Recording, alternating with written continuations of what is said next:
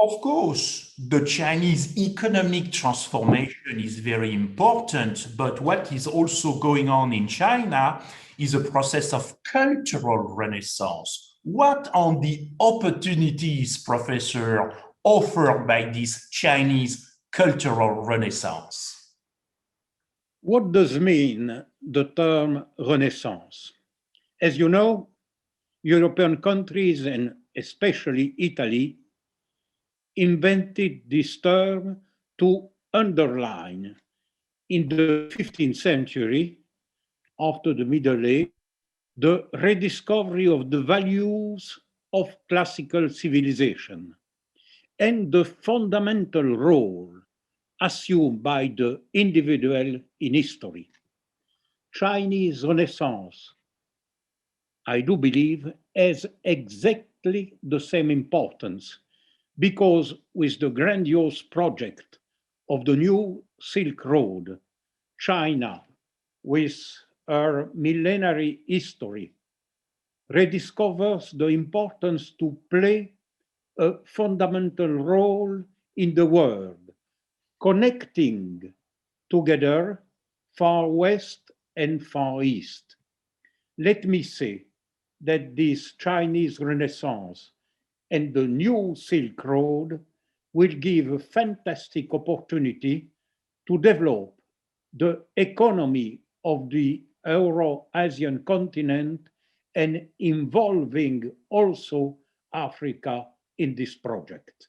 This is a very important point, Professor, this analogy between the European Renaissance and the Chinese Renaissance in the 21st century. This is a very profound notion. Professor, you participated not so long ago in a very interesting dialogue around museums. Actually, it was a dialogue between Europe, China, and the United States of America around the notion of museums in the 21st century. Why do you think this dialogue is significant?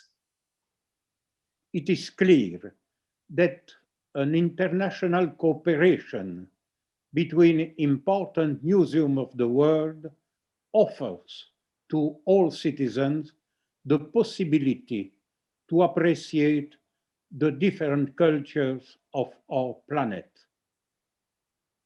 If one European citizen is in admiration in front of the treasures of the Forbidden City, and if one Chinese is in admiration in front of the Acropolis in Athens or St. Peter's in Rome, it is very easy to understand that the wind of peace and beauty blows between Far East and Far West.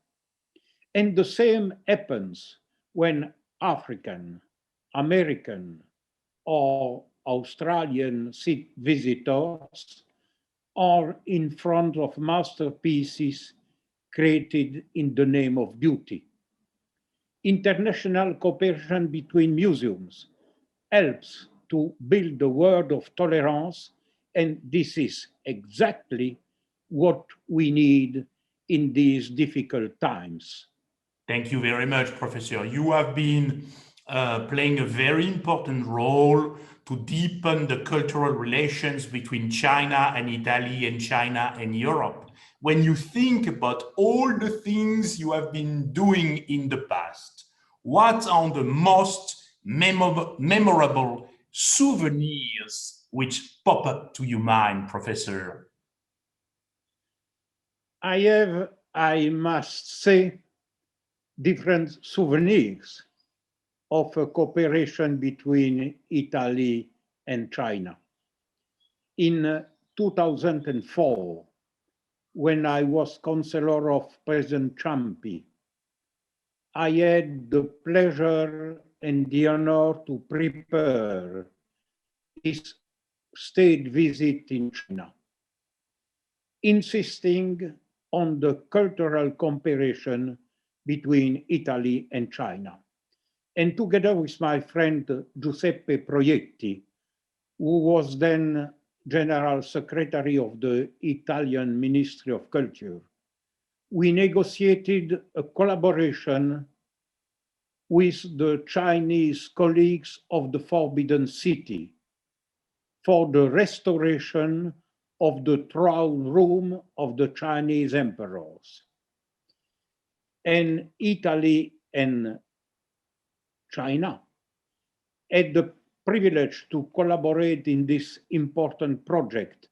And I must say that both Italian and Chinese learn a lot working together in a splendid spirit of cooperation and peace. And when President Ciampi made his state visit, we went, of course, in the throne room of the Forbidden City to underline the splendid cooperation between China and Italy. But let me say that finally, I remember the Greek exhibition we made together, you and me, with title From the Old to the New Silk Road, an exhibition organized in the Palace of the Queen Ali between December 2006 and the spring of 2007. Thank you very much, Professor. And listening to you, I can feel the wind of peace and this wind of beauty blowing. This is very important at this complex moment in global affairs, but you told us very clearly the Chinese Renaissance is a great opportunity, clearly for the Chinese people, but for the world at large. Thank you very much to be a part of this China Opportunities Dialogue. Thank you very much to you. Thank you.